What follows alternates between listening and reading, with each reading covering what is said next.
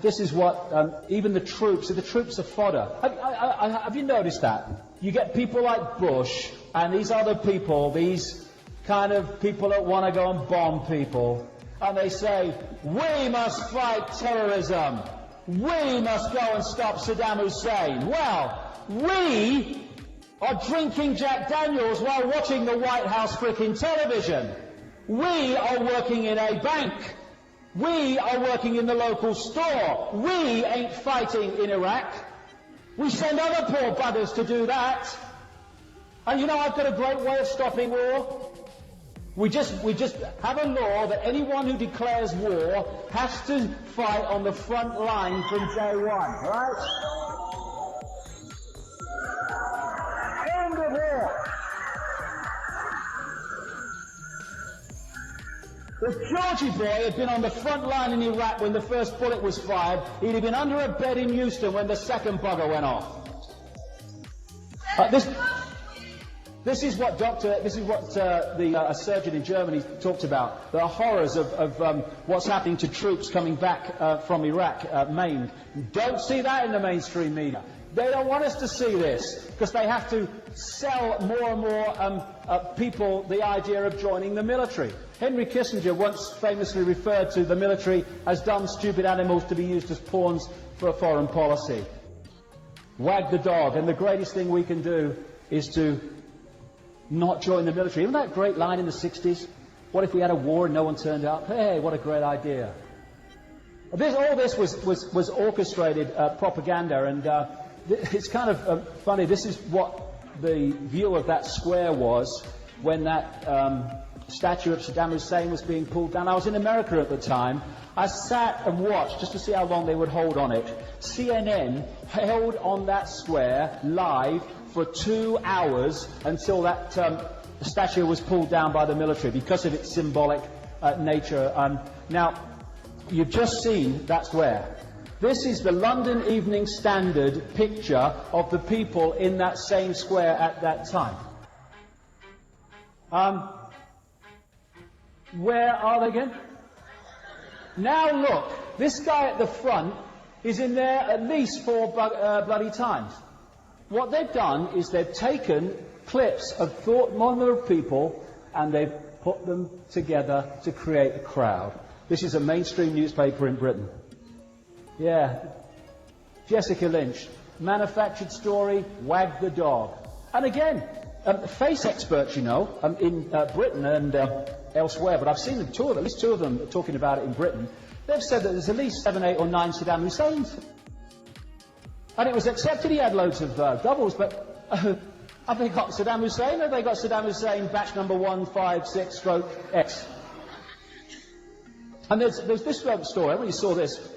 Saddam Hussein's wife arrived from Syria with her official escort and then entered the prison, emerging only moments later, pink with rage and shouting, "This is not my husband, but he's double. Where's my husband? Take me to my husband." American officials rushed forward to shield Mrs. Saddam from perplexed Russian observers, trying to insist that Saddam had changed a lot while in custody.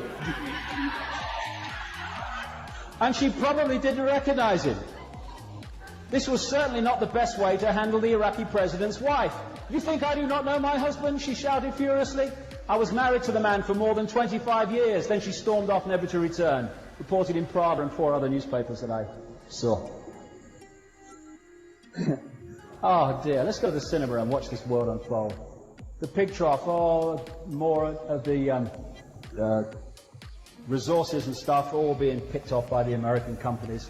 And handing over Babylon, I love it. Oh, we're going to hand it over to the Iraqis. This guy, Watch Your Pocket Shalabi, found guilty in Jordan of embezzling multi-millions. He operated a organization called the Iraqi National Congress, funded by the CIA, and they were one of the organizations that said, he's got weapons of mass destruction and we can prove it, he is a front man for the CIA, etc. The first interim Prime Minister, Iyad Alawi, CIA MI6. War is peace, death is freedom, occupation is liberation, we don't want your oil. Hey, we're just working for God.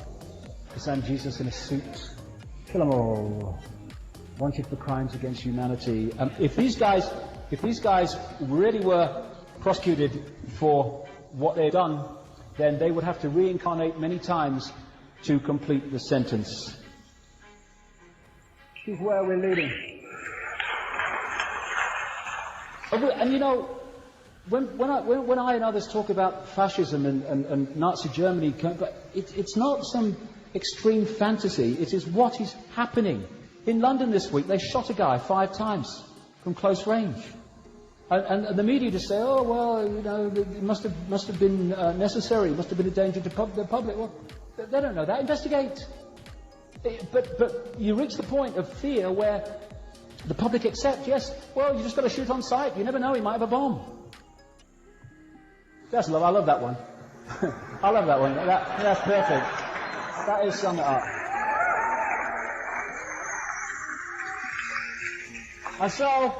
And again, they told us in the Project for the New American Century report that I talked about earlier, they are heading for these other countries, and the countries either come quietly or they start getting bombed.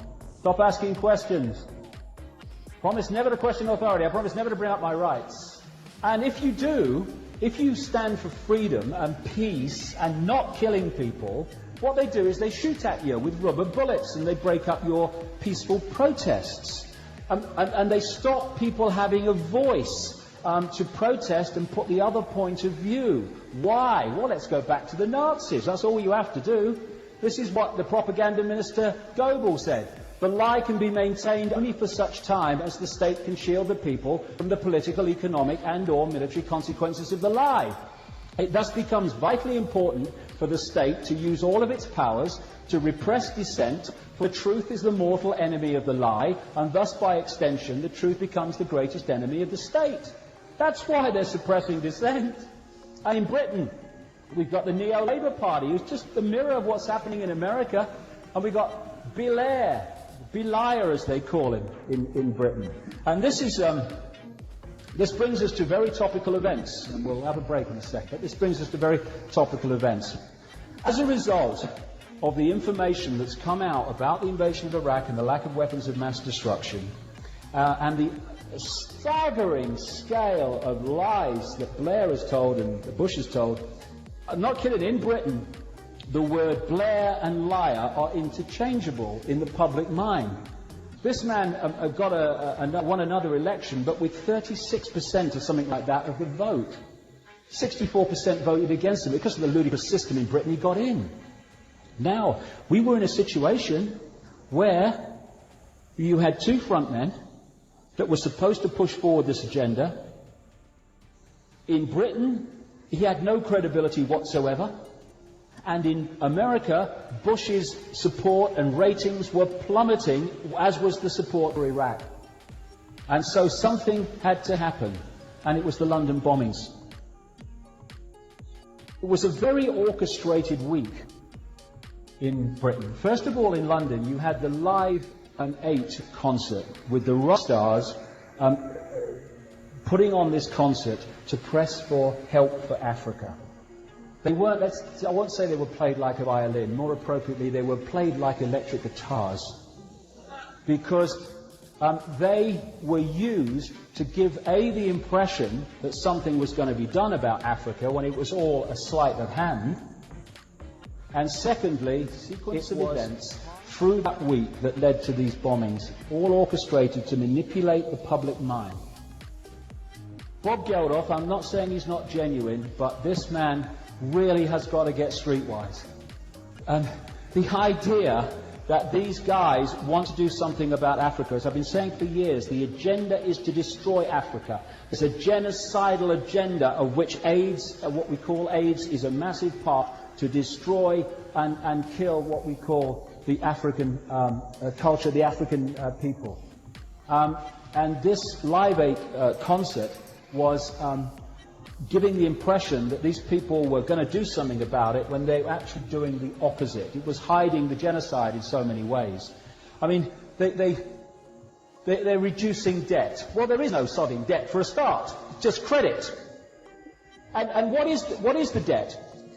The debt is money that is not passed on, credit is passed on, and it's often wasted because of frontmen in African countries that are placed there by Illuminati to do that. And what is debt? It's control. And aid. Bloody aid. For every dollar that goes into Africa in aid, $3 comes out to the aid-doning countries in exploitation of Africa. Not only that, one of the great ways that they use to pass money directly from government to transnational corporations, from taxpayer to corporations, is via aid. Because this is the way it works. They say, if they said, right, what we're going to do, we're going to write out a check to Halliburton, and we're going to write out a check to this company or that company, here's some taxpayers' money. People say, what's going on? What's going on? So what they do is they say, hey, over here, we are now giving aid to this country. Hey, because we're good. Well, we're British, we're American, and we care. So here's some aid. Hey, get the photo. There you go. Hey. Then what happens is you go, oh, by the way, I'll be with you in a minute. Go and have a drink, okay? Great. By the way, that money, it has to be spent with this company on that project, okay? Thanks very much. Okay. And now, I'm with you again. And so what a large amount of aid is passing money from governments through the receiving country back to the transnational corporations in the doning countries. That's how they do it. And another thing that happened was so symbolic of the patronizing of Africa, is that you had the white rock stars here on the major stage in London, in Hyde Park, and only after complaints from people saying what's going on, were some African bands put on miles away down in Cornwall in England, watched by a few thousand people with next to no publicity. So, all the white rock stars were singing on the stage, and if any Africans were there, they were in the background in the chorus. How symbolic is that?